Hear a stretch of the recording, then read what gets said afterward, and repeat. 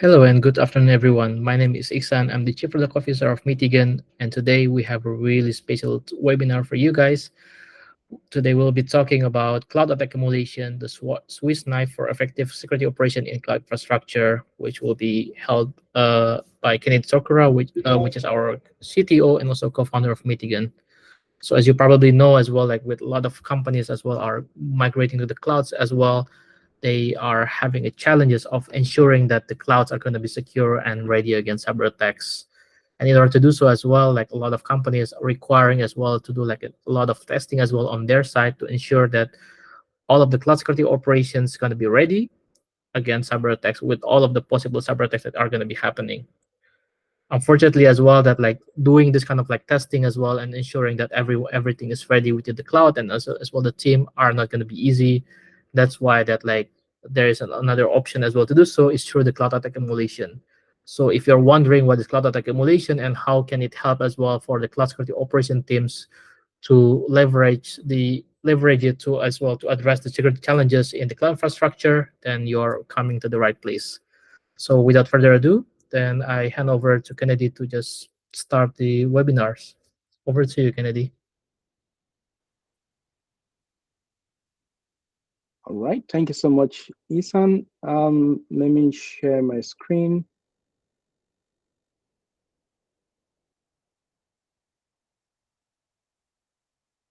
Okay, just give me a heads up if you can see my screen now. Yes.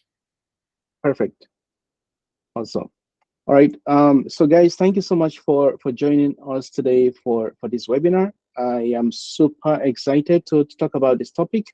Isan already gave a very good introduction of the topic. So for anyone who just joined, today I'm going to be talking about cloud attack emulation, the Swiss knife for effective security operations in cloud infrastructure.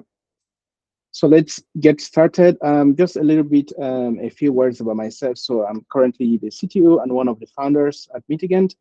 I have over 12 years experience here at in 12 years experience in the cybersecurity industry. So I've mixed experience of academic research as I've worked in different positions in the industry in different companies. I'm also one of the pioneers of security chaos engineering. So we're not going to be talking about that today.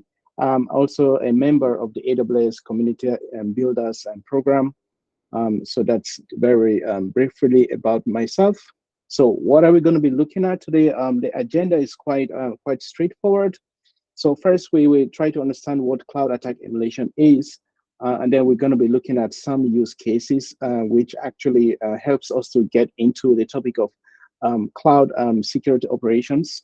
Then I'll be showing you a very quick demonstration of one of the use cases here, like one of the attacks, actually the one regarding generative AI, which since it's kind of a hot topic, I think it's a great example to use to demonstrate why we should think about cloud attack emulation. Then I will go through some advantages before I conclude. All right. So what is cloud attack emulation? So basically, cloud attack emulation is a specialized form of adversary emulation that is focused on emulating attacks on cloud environments. So basically, for those of us that already are conversant with what you call adversary emulation, so basically the idea is that you mimic, you pretend, to be an attacker, and then you implement tactics, techniques, and procedures that are being used by attackers in the real world against your environment. And so this practice has been around for quite a while, and it's being used in other environments. So, but now we kind of focus directly, this whole idea on cloud infrastructure. And of course, because the cloud is kind of unique, it has very specific requirements that have to be taken into consideration. And that's exactly what we have done, and what you do under cloud attack emulation. So the idea at the end of these kinds of exercises for you to evaluate, your security posture, to understand the weaknesses that might be in your cloud, and from there to enhance it, to harden it, to make it much better, so that you don't get attacked, or you're able to detect attacks quite fast. So another way of looking at cloud attack emulation is looking at it from what we refer to as security testing. And as we know, there are different kinds of security testing. We have things like penetration testing, we got vulnerability assessment, we have web application testing. There are so many of these testings. And at the end of the day, you can look at it as a form of testing for security. So now you're looking at your testing, your security attributes. You're looking at confidentiality, integrity, and availability. And you're trying to make sure that all these attributes are in place and they are not violated by the events that are occurring that are happening in your environment. And so one thing I just want to mention here is that, cloud attack emulation is not actually replacing whatever you do in your company or whatever kind of security testing you do. And we will talk more about that later, but it augments whatever you're doing. So you got to like really understand where the gaps are and how you want to implement it, and what the budget you have. And there are these factors that are very important for you to know, just like you kind of when just like what you do when you're trying to implement other kinds of security testing. All right, so now let's get into the use cases, and these use cases are kind of important because there is no single there's no one size fits all here. It just depends on your company, it depends on your industry, it depends on your team, it depends on your job roles, and there are all of these kinds of factors that will determine how you are going to implement or how you're going to adopt cloud attack emulation. So we got 5 use cases we're going to be going through. The first one is threat detection validation. Then we'll look at incident response, then purple red teaming, automated penetration testing, and then the last use cases that are threat informed defense. So let's start with threat detection validation. So I just want to kind of make a little bit of differentiation here when you talk about threat detection.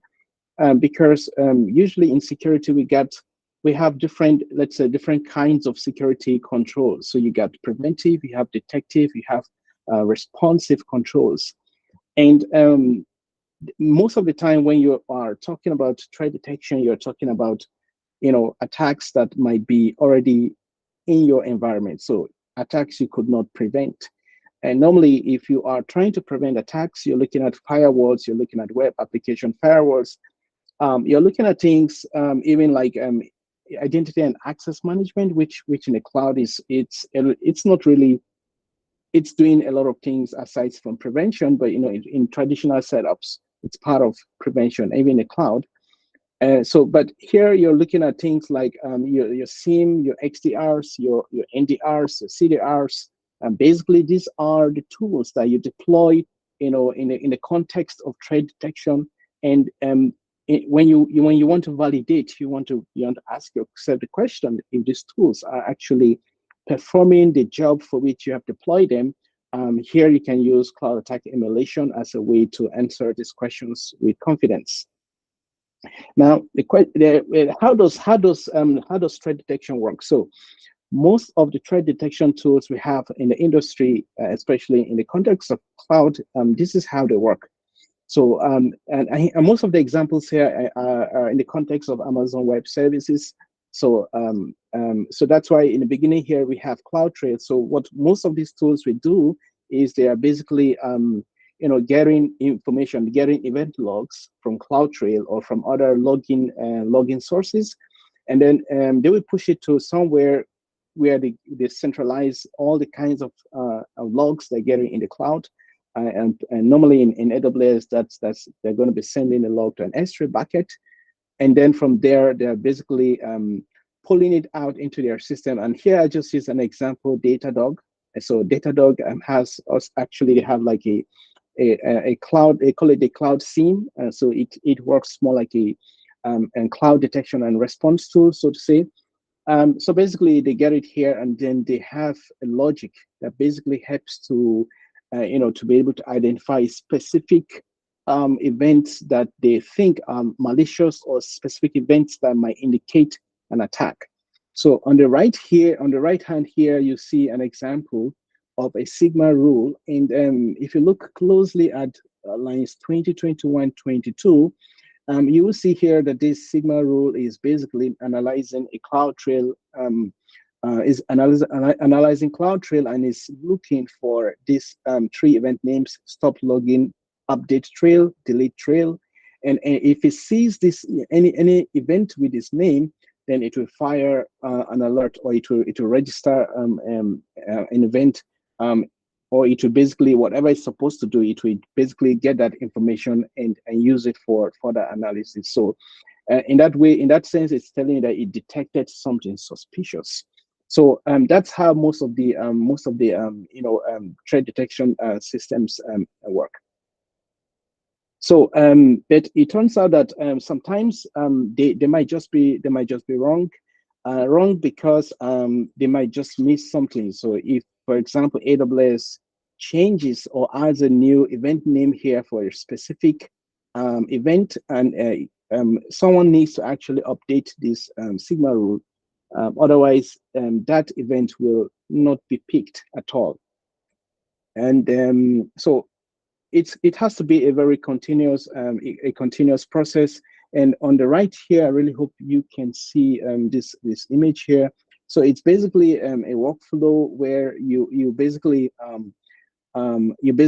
go through this process of injecting different kinds of attacks into the system to see whether it's able to pick different events.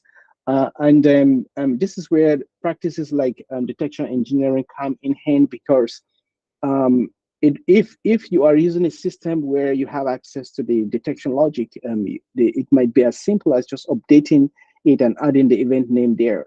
And if you run an attack and if it's not detecting it, you can just figure out the event name and you basically update it, and you basically have solved that problem of threat detection. All right, and that leads us to the next use case, which is that of incident response. And oftentimes this is the incident response life cycle that is proposed by the National Institute of Standards on Technology of the US. It has 4 steps: preparation, detection and analysis, containment, eradication and recovery, and post-incident activity. And most of the time and I've had this arguments with people where if you tell them things in preparation, like getting your assets, your assets, getting your inventory, which is part of preparation, they're like, well, they're just looking at the other 3 steps, just looking at what happens when there's an incident.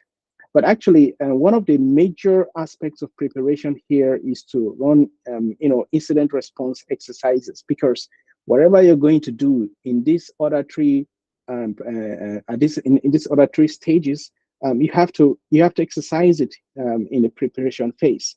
And the exercising has to be as realistic as possible, and because it's at the end of the day, incident response is a lot of it is like muscle memory. So you need to really understand the processes, and you need to be able to remember. And if you run through, one way of actually doing this is by running basically running attack emulations, injecting these attacks. And if you have something like here on the right here, you see this is a playbook, an incident response playbook provided by actually by AWS. And here this is a ransomware scenario where you see there are lots of steps here. And the next thing you do in a company is to generate runbooks that implement these playbooks. Basically, you're basically writing code or putting in technical steps that implement it. And in the cloud, things change a lot, and there is no guarantee that the playbook or the runbook is still valid. There's no guarantee they will work. There is no guarantee that the analyst who is supposed to remember where to get the files, or is supposed to maybe take an action, like to revoke a person's access, understands or remembers how to do that. And so AWS recommends you do incident response exercises through emulations or simulations, and so that you can be able to make sure that your people, process, and technology aspects of incident response are actually taken care of. All right, so let's go to the next use case, and this use case is that of purple or red teaming. And of course, maybe some of us already know about this, especially in SOC teams, in security operations centers. They have people whose job is to do purple or red teaming, and basically they're basically doing something like, they have different teams, as you see here. In this workflow, this workflow is actually practiced today by GitLab Security, and there's a link here that they have a complete documentation where they describe everything they do here. So the interesting thing here, under here, you see the red or blue team. They share ownership of some of these steps, and the blue teams, they own some of that step, some of it, and you got the red team, and the whole flow here starts from, where they brainstorm, they do some logistics, they talk about the kinds of adversary, the attackers, that they want to consider for a specific red teaming exercise, and then they do tabletop, which is basically almost what you would do when you run an attack emulation, but in this case, you're just using paper and pen and just kind of brainstorming about the possible attack scenarios that make more sense. And at the end of the day, they develop capabilities, which is basically putting in place, writing the attacks, bringing all the materials that will help them to implement the attacks. And in step 6, they emulate these attacks. Basically, they launch it, and then in step 7, they validate, detection and response. So basically, kind of goes back to the first two use cases we talked about. And then, of course, they generate a report and do that. So the interesting thing here is, in the center here, there is attack emulation, and which is for them here, they embedded this practice into what they do. So they want to be able to understand the environment. They want to be able to run through different kinds of scenarios that are relevant to them as a company. They want these scenarios to help their defenses to be stronger. And so if you have a red team, you have a purple team, you can use attack emulation. You don't need to necessarily follow every step here, but in the end, I think these steps in the center here, the 5, 6, and 7 are the most important steps for you. And please, if you have any questions, feel free to write them down or already post them in the chat box, and we will try to answer them at the end of the webinar. All right, so let's look at now, penetration testing. So most of us understand the idea of penetration testing. It's a kind of security testing, and what you want to do here is to be able to, you want to attack your system. You want to see how your system is strong, how your system can be able to resist different kinds of attacks, and it's something that most companies do. So, but what's the problem with the traditional penetration testing? So remember, here we're talking about the cloud, and on the right-hand side here is basically what is referred to as the forces of cloud native infrastructure. So the forces of cloud native security, sorry. So the forces of cloud native security, this is something that has been put up by the Kubernetes security team, and it basically makes you to understand the 4 layers that make up a cloud native infrastructure. So you got the code layer, which is all the code that we write. You got the container layer, so you have Docker images, Docker hub, which is basically the registry. And the next one is the Kubernetes cluster. So if you're using Kubernetes and you are using a managed Kubernetes or a Kubernetes in the cloud, that's another abstraction layer. And then finally, you have the underlying layer, which is the cloud itself, right? So the cloud is the foundation upon which all this layered infrastructure sit. So most of the time, you see that attackers can just actually start from anywhere, and they can move through anyway. The attackers, if you for 1 second try to imagine you're an attacker, you will see you have like a limitless attack surface, right? So when you are a defender and you try to like orchestrate penetration testing, oftentimes penetration testings are targeted at either 1 or 2 of these layers, and they are just they're very superficial, right? So let's just look at the challenges with traditional penetration testing. First, they're expensive. Normally, you know, I don't know. I'm not in the industry of penetration testing, but I hear people say for one pen test they're going to pay something like 5K, 10K, even more, depending on the consultants they're hiring and many other factors. Then it's compliance driven. So basically, people are running, they're running penetration testing because they want to be able to align with a specific compliance. And it's not bad, it's okay.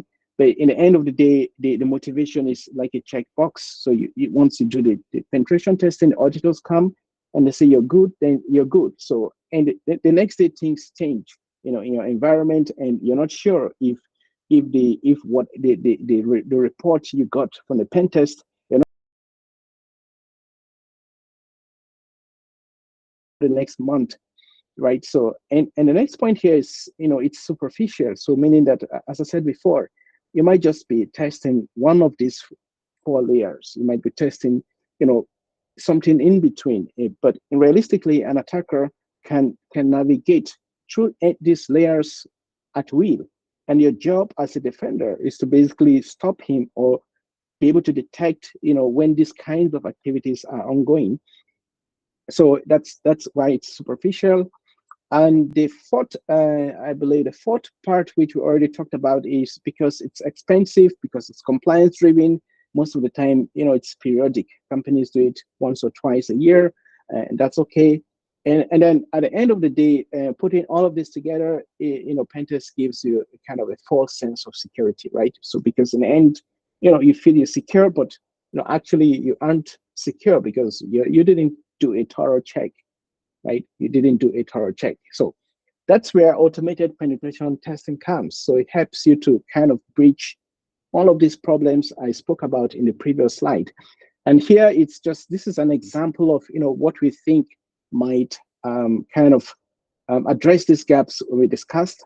You will see in this diagram here, if we start looking at it from the left here, every time and if there's a a change in the cloud infrastructure, meaning that you're going to be deploying stuff, there is a high chance that you are going to, that you're going to be shipping vulnerabilities into the cloud. And so in this case here, our system is designed, I mean, here it can be another attack emulation system, but we kind of designed it to be able to play this role of automated penetration testing. So you could basically trigger a test at the deployment time, and this is basically going to be running and a test. Of course, you can configure the test in the way you like. It doesn't have to like test everything. It could just be testing the exact things that are changing during that deployment. And then let's say it targets the QA or dev environment. And then, from there, the security team will get a report, and then they will approve the deployment, and then it goes to production.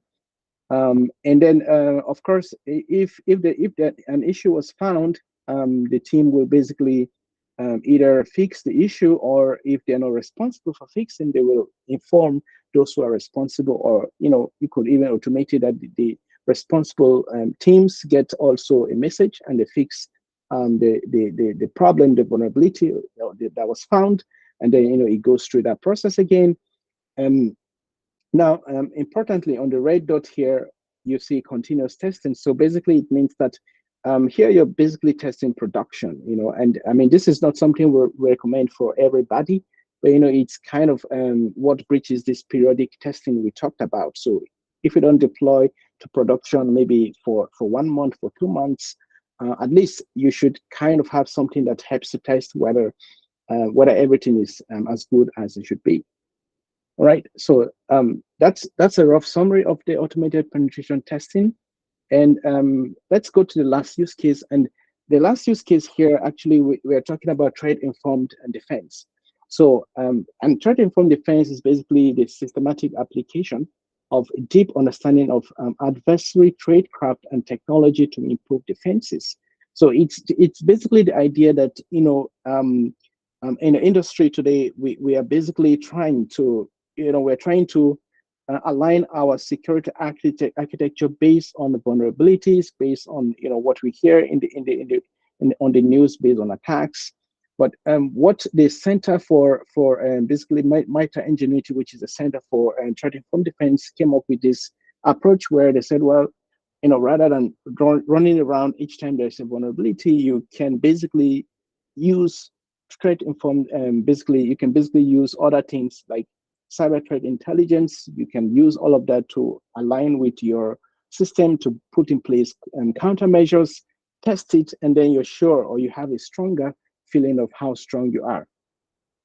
And at the center of this is the MITRE attack framework, the matrix, which basically shows you the attack kill chain, how an attack could proceed. So you have different tactics, and then you have different techniques. So the techniques implement a tactic, and the tactic is basically talking about the phase of the attack.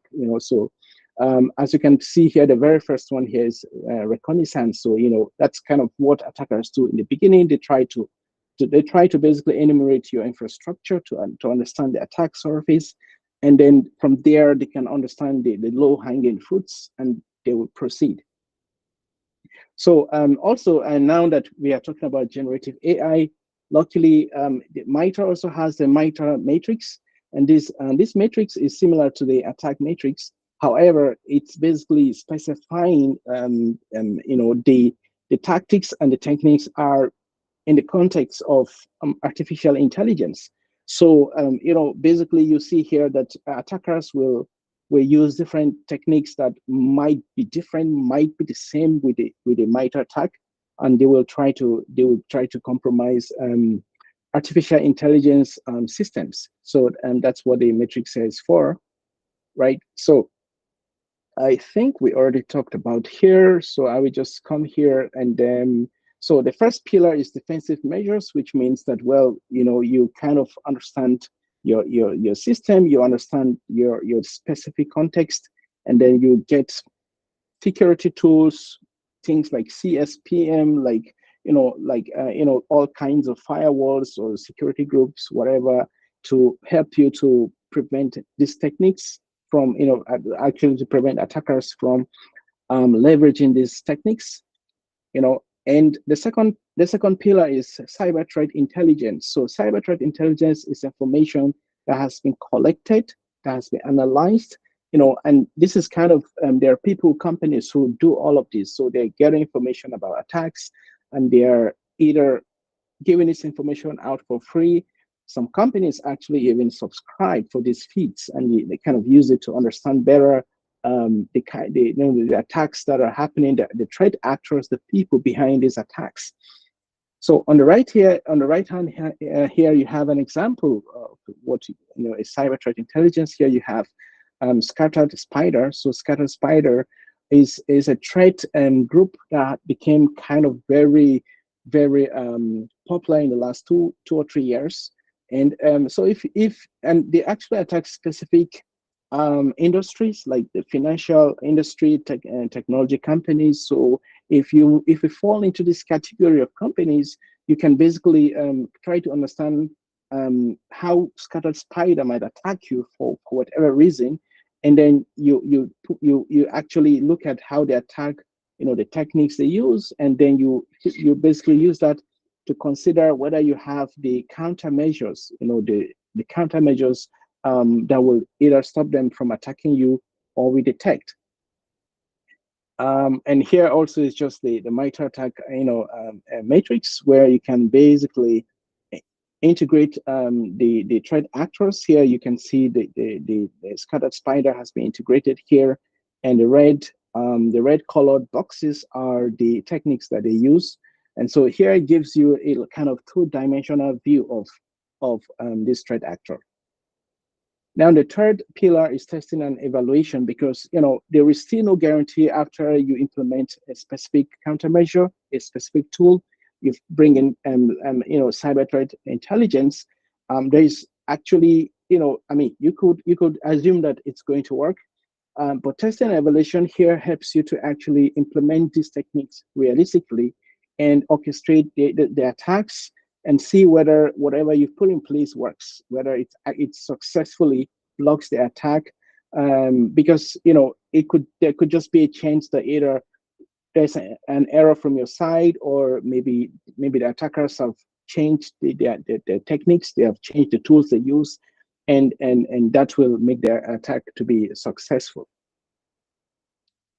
And basically, you can see here we are putting together Scatter Spider, and we are just putting everything together in a box. So looking at time, I think I'm going to be rushing through a demo, and this demo is based on Amazon and Bedrock. So Amazon Bedrock is a generative AI serverless service offered by AWS. And in this scenario, we see that a customer here can this infrastructure allows a customer to use to basically speak with a restaurant agent, and the agent can answer questions like, what's the menu you have, what kind of menu do you have today, help you to book, all that kind of stuff that you can imagine, you kind of task an agent to do, just like how we use chat GPT today.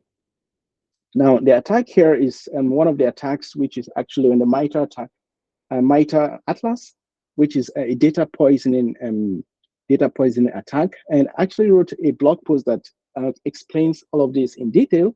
But just in a very briefly, what this attack does here is that it basically comes into this S3 bucket that has information about the specific restaurant. So you might have, so if you deploy this today, you will basically put in this bucket things like the menu, things like your address, things like whatever helps the LLM to work and give very contextual information.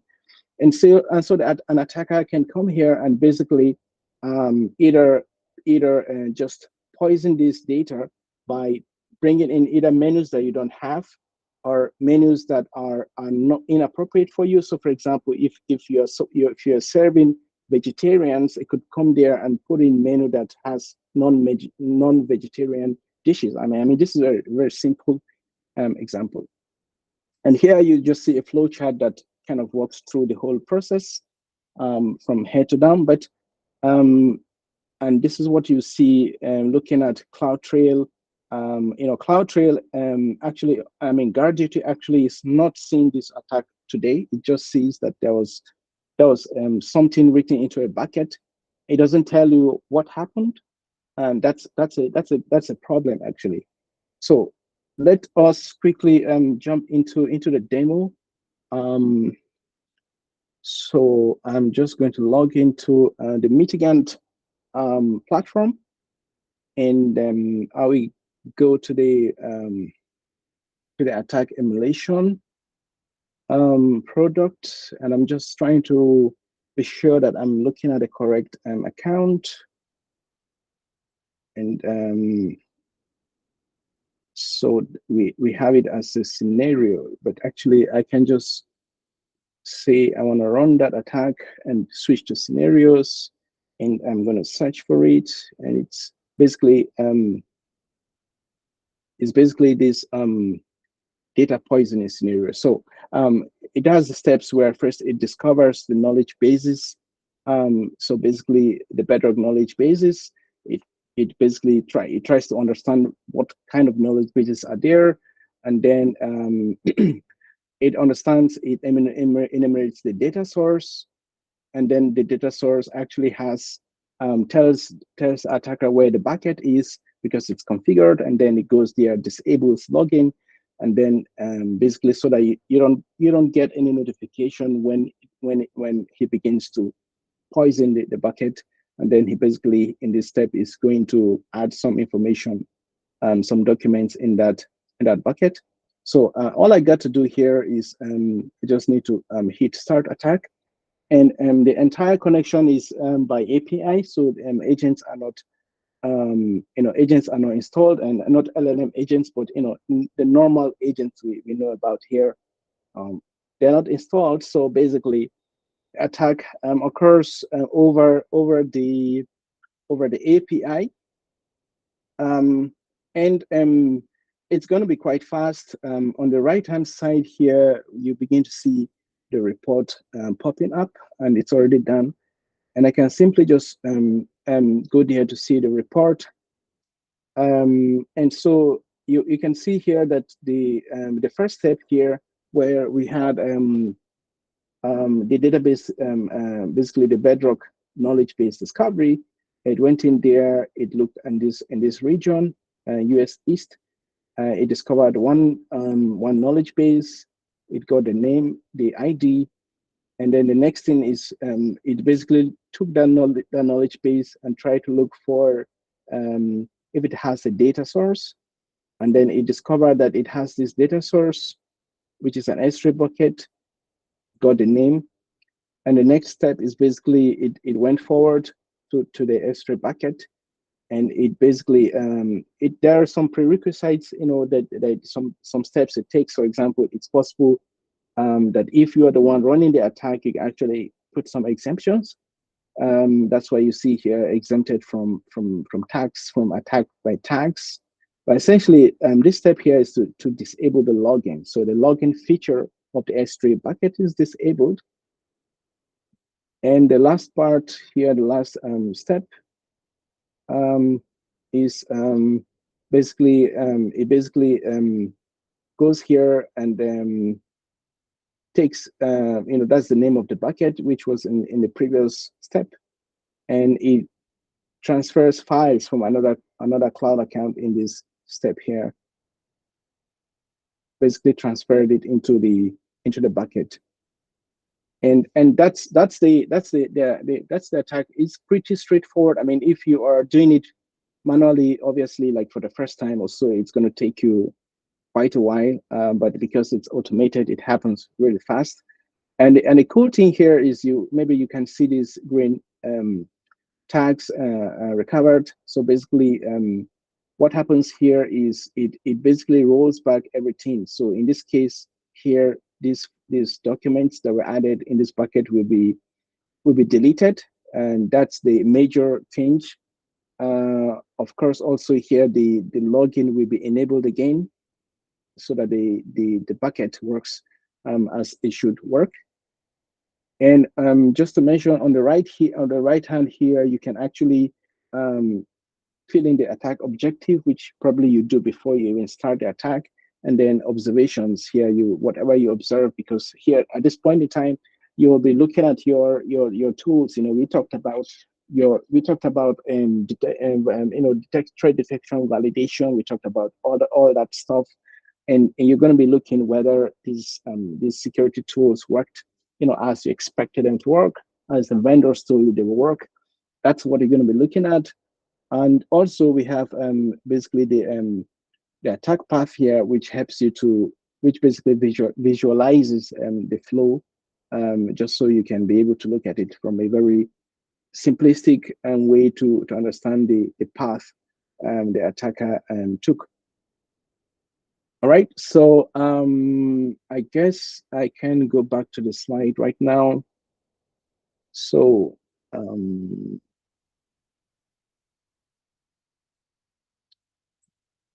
So, so the last point here, that's the last slide here, I think, is just to look at the advantages of cloud attack emulation. So what are the advantages?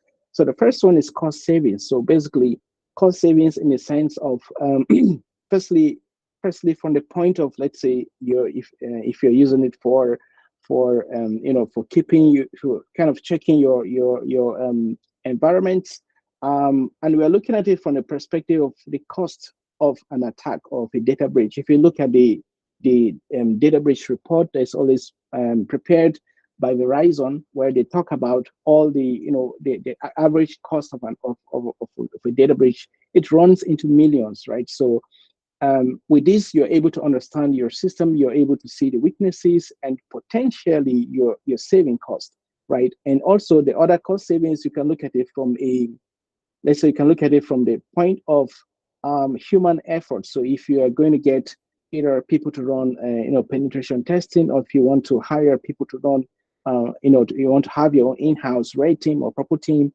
that's going to take you a long time. But with this tool, you can have a feel of, or you can basically benefit from the security practices.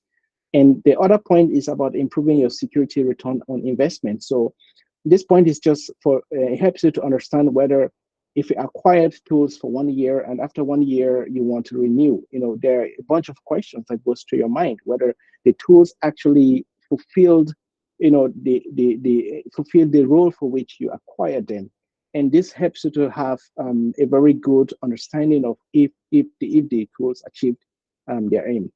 Then the third one here is basically, you have confidence in your security strategy. You're confident that it works as it should. Because if you don't have an attack in 1 year, it doesn't. I don't think it automatically means that your system is well. It's possible you don't know that you are attacked, and the fact that there are no alerts doesn't mean everything is fine. As we saw, attackers can actually switch off your alerting system and maybe switch it back on after they finished and they're going away. So it helps you to gain confidence in what you have. And the fourth one here is, stay ahead of attacks. So right now, especially as we're in the era of generative AI, and as we saw very briefly, what I showed you, Cloud, in guard duty, this attack I just ran, guard duty does not detect it, and I believe a lot of security tools out there don't detect it. It's going to take them time before they write all the rules, before they understand these techniques, before maybe there's going to be first a very serious data breach, and then everyone kind of gets aware of a certain attack technique, and then they begin to acquire. And that's, if you're unlucky to be the victim of such attacks, it's kind of too late for you. So that's why here I said helps you to stay ahead of cloud attacks. So I have a list of resources here. Some of them are, kind of the blogs we've written about these topics and different, and which will be interesting for you to read if you want to take a deeper look at this topic. And I think that's the end of the slides or the talk. Thank you so much for staying throughout this webinar, and we stop now and hand over to Isan for the Q&A session. All right. Then thank you very much, Kennedy, for the awesome webinars as well, which is really informative as well. And yeah, so if you are interested as well for the Cloud Attack Emulation and how it can actually as well support your clouds as well for proactive protection for your infrastructure, please then do sign up at our emails, at our website, sorry, about that. And you can always then book a demo with us as well, so that we can also as well understand as well how we can also help you as well to ensure your cloud's going to be secure, compliant, and resilience. And with that, then I'll stop the recording.